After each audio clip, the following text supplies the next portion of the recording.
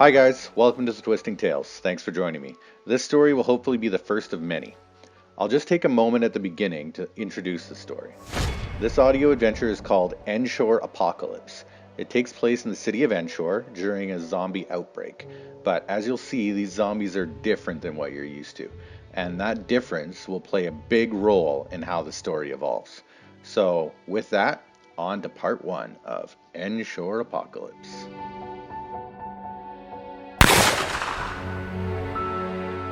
With a loud bang from a gunshot outside, you dart awake in your bed. The sounds of screaming follow shortly after.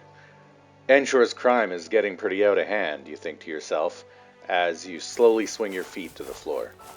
Of course, in your neighborhood, the cops don't care all that much. They mostly deal with the areas that have money and leave the southeast to fend for themselves. Your head feels heavy as you get up to head to the bathroom. Too many beers at Brindley's last night. You're pretty sure it was the shots your buddy Jack bought. You said no, but he bought them anyways. Damned whiskey. You pause in front of the toilet after you're done, feeling a little sick to your stomach, but it passes. Thank God you don't have to work tomorrow. Working this hungover always sucks, but having a day to rest means you can sit around in your pajamas and recover. You step over the mirror and have a look at yourself. You're looking pretty rough. It's been about 4 days since you shaved. That's nothing new for you, though. You just shave whenever it gets too out of hand. Maybe tomorrow. Grabbing your toothbrush, you start brushing your teeth, hoping to get the taste of last night's whiskey out of your mouth. Damn, Jack. Guy probably has no taste buds. You splash some water on your face to try to revive yourself a little before shuffling your way over to the TV. Maybe a show will drown out all the ruckus happening outside until they get whatever murder or whatever happened outside cleaned up. You grab the remote and turn on the TV. The morning news is on. Widespread panic has hit Endshore. Citizens are advised to stay indoors as chaos spreads from these attacks. You hit the Netflix button on your remote and the news goes silent as Netflix loads into your account. That was weird, you think to yourself. Probably more gang violence or something. 2 more gunshots ring off outside, and trying to ignore it, you scroll through the Netflix recommendations to see if there's anything new you might want to check out, since you've caught up on all your usual shows. Shoot, Hermes, you say, glancing over at the counter beside the TV. Did I remember to feed you last night? You get up out of your chair and head over to the fish tank resting on the counter. Open the goldfish food and sprinkle in a few flakes, which your big, bug-eyed goldfish hungrily gobbles up. Sorry about that, little buddy, you continue, talking to the fish. I'll make it up to you and clean your tank today at some point. Like, it's looking a little scummy. Probably overdue. You feel a deep rumbling in your stomach. Is that hunger or just the revenge of last night's whiskey? The thought of food isn't really appealing to you right now either way. Maybe some coffee. Scratching your side, you shuffle lazily into the kitchen of your small bachelor apartment to make a pot of coffee. Sweet, delicious bean juice of the gods, you think to yourself as you pour the water in the back of the coffee machine and start scooping the grounds into the filter. Slowly, the machine comes to life, and that little stream of deliciously scented, rich, dark liquid starts to pour into the pot. While you're here, you open the cupboard above the sink and grab a glass of water and an extra strength Tylenol. This should bring me back to life, you think, popping the pill into your mouth and washing it down with some water. As the coffee continues to brew, you debate whether or not you should get dressed or just sit in your pajamas all day. You don't have anything to do really, but maybe if you go out and grab some fast food, the greasiness will help you feel better. A loud ringing starts. Well, besides the one in your head. The fire alarm for the apartments. Probably just kids messing around again like last time, but better safe than sorry.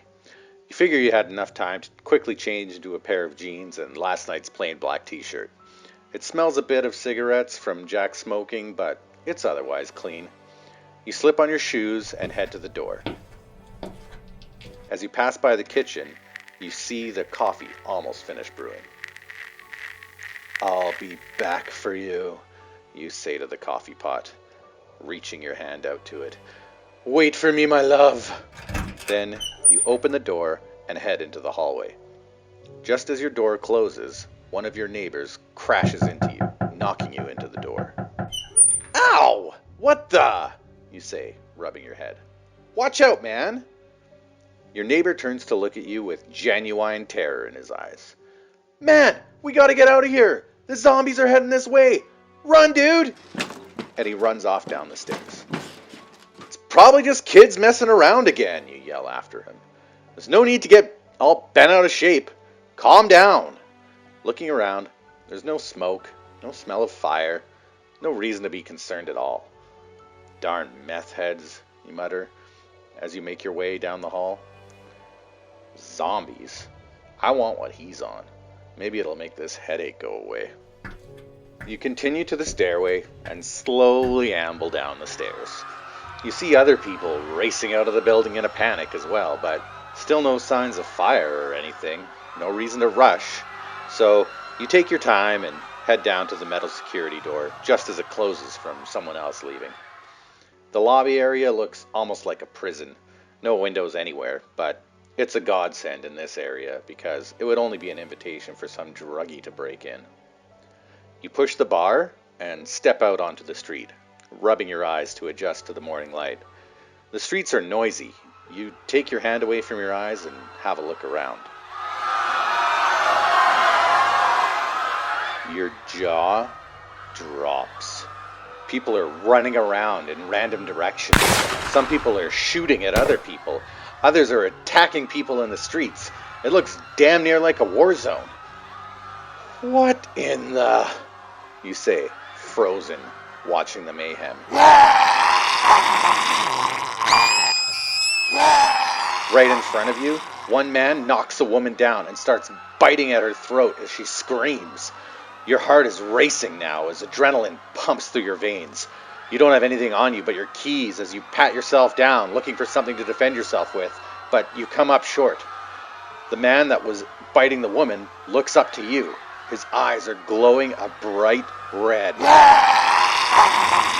Oh my God, you say, fumbling for your keys as you rush to open the door back up to your apartment building. The man on the ground rushes at you, letting out a god-awful combination of a hiss and a groan, knocking your keys out of your hands. He grabs you and tries to pull you down to the ground, but you manage to shove him hard enough to send him rolling on the ground away from you, the force pushing you backwards until you hit into someone else. You hear the same hiss and groan, and turning, you see another guy with glowing red eyes, drooling, his mouth open right behind you. He wraps his arms around you and bites at you, but you manage to squirm away enough for his bite to miss, but you can't get out of his grasp. Suddenly, you feel a sharp pressure, almost knocking you over, and you see a man's hand holding a knife handle embedded in the skull of your attacker. The attacker's grip loosens as he falls to the ground. You turn and look up and behold a mountain of a man standing defensively behind you. He's a black man, maybe in his late 30s, with a muscular build, but a large, chubby stomach. He's bald with a full beard. He's holding a hunting knife in each hand, scanning the surrounding area. You okay, buddy? The man asks in a deep voice. Did he bite you? You shake your head in shock, and behind you, you hear a woman's voice say, I got this one, Logan. Then, 2 loud bangs as the gun fires, making your ears ring. You turn around and see a woman with pale skin, covered in freckles, with wavy brown hair. She's holding some kind of handgun, aimed at the other guy who was attacking you. A rush of panic fills your veins. Did they just murder those guys? Why were they attacking you? What was with their eyes? Were they on drugs? You feel a hard slap to your face from the big guy. Man, wake the hell up! This your apartment? Any zombies in there? You wrinkle your brow. Zombies? What is everyone on today? Zombies aren't real. The girl grabs your keys and hands them to you as the man points your head at your 2 attackers. One with blood gushing from the knife wound in his skull, the other with 2 bullet holes in his forehead. Both of them are slowly getting back up, their eyes going from lifeless to again glowing red, almost as if lit from within. "Does that look real or not? Open the damn door!" Then he shoves you into the door, and you hurriedly open the security door, and the three of you rush in, you mostly being shoved by the big guy. "Casey, make sure that door closes all the way," the big guy yells, shoving you further in, as the woman pulls the slow-moving door with everything she's got. The two glowing-eyed attackers close in. The door clicks closed just as they reach it, and you hear them hammering on the door outside as the woman pants for breath. "That ought to stop him for now, Logan," she says. "But we need to get upstairs fast. You, what's your name?" Gabe? You manage to spit out, despite your obvious confusion. "Gabe," she says, "I'm Casey, and this is Logan. We need to get into your apartment to get away from these zombies. Do you have a TV? We need to find out what we should be doing." Zombies aren't real, you say again, but at this point, you're not sure if you're trying to convince her or yourself. Surely they just had to be drug addicts. You start up the stairs to your apartment with the two others following. "Haven't you seen the news today?" Logan says as they follow you up the stairs. "Zombies have been showing up all around the city, and no one knows why. And they aren't like the movies. You saw me stab it in the head, and Casey got 2 headshots, and they still kept coming." "Yeah," says Casey, "and those glowing eyes." They follow you quietly down the hallway to your apartment. You open the door, and the smell of coffee hits you. You drop to your knees and immediately start to vomit all over the floor outside your door. "Oh, damn!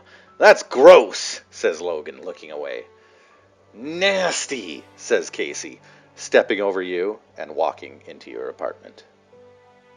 Alright guys, that's all for part 1. After this video, you can continue directly on to part 2, as there's no reader choice at this point.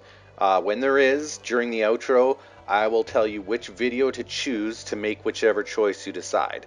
Don't forget to subscribe and click the notification bell so you don't miss the next installment.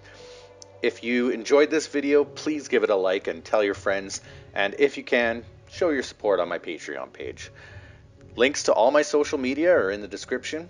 Thanks for joining me for Endshore Apocalypse. Stay curious, and I'll see you in the next video.